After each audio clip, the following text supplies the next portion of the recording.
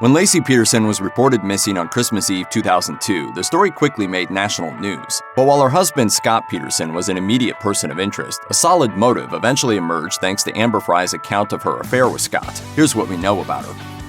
In 2002, Amber Frey was a 27-year-old single mother of one who was making successful inroads into her new vocation, massage therapy. She was also looking for love. Frey first met Scott Peterson through her best friend Sean Sibley. According to the New York Post, Sibley was attending a conference on pest control in October 2002, and she met Peterson, who was working as a salesman within the industry. Peterson tried to make a move on Sibley, who was engaged, but ultimately Sibley saw Peterson as a potential match for her single best friend, Frey. According to the New York Post, Frey first went on a blind date with Peterson on November 20th, and things quickly got serious.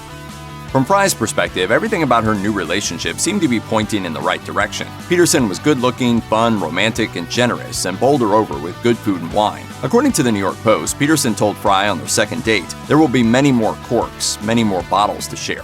I really liked him and felt really good about where things were going and our conversations and time spent together. But little did Frey know that the man who had just swept her off her feet had been married for 5 years, that his wife was in the third trimester of her pregnancy, and that he was already concocting a web of lies to hide the truth from his new lover. Frey wasn't Peterson's first dalliance. It was during Peterson's trial that his own defense revealed that Peterson had cheated on his wife Laci on 3 separate occasions before her death, according to the East Bay Times. The defense was attempting to minimize his affair with Frey and to reframe it as normal behavior within the marriage. According to an interview Frey gave to NBC after the second date, Peterson came to Frey's home to tell her that he had been married, but that he was now a widower.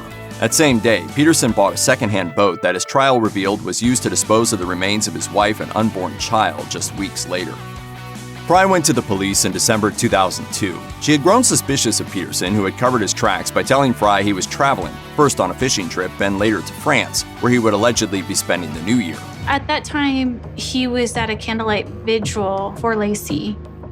Obviously, was not in Europe. Peterson often called, but something didn't quite add up, and Frey asked a friend in the police department to run a check to see if her new man was married after all. What she found was even more shocking. As well as being married, Peterson's wife had been missing for days, and his face was all over the news. Throughout the time he was lying on the phone about his whereabouts, Peterson displayed none of the emotion or worry that a husband with a missing spouse typically might. Frey agreed to allow the police to wiretap her phone and record her conversations with Peterson to gather evidence that he lied about his marriage and continued to lie compulsively even as he presented the image of a caring family man. Frey's recordings and testimony at Peterson's trial became vital pieces of evidence in the case against him. There are different kinds of loss, Amber. Then explain your loss. I can't see you now. On November 12, 2004, Peterson was found guilty of the murders of his wife Laci and their unborn son Connor. He was sentenced to death by lethal injection.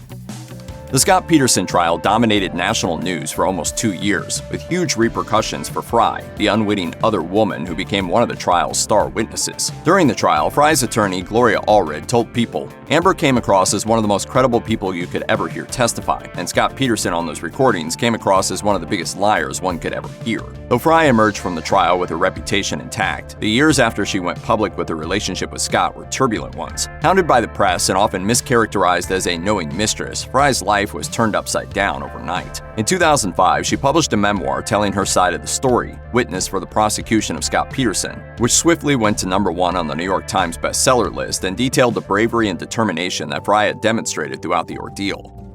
Rising to national infamy as the so-called mistress of a notorious killer has the potential to be a life-ruining experience, but Frey appears to have settled back into a degree of normalcy. In 2006, People reported that Frey had married Robert Hernandez, but the couple divorced 2 years later, according to ThoughtCo. In 2007, Frey opened her own day spa in Fresno, California, according to CBS. Scott Peterson's death penalty was overturned in 2020 due to perceived errors of jury selection, according to CBSN. And as Oxygen reported, Frey has publicly declared that she is once again willing to testify against Peterson if a new trial is granted.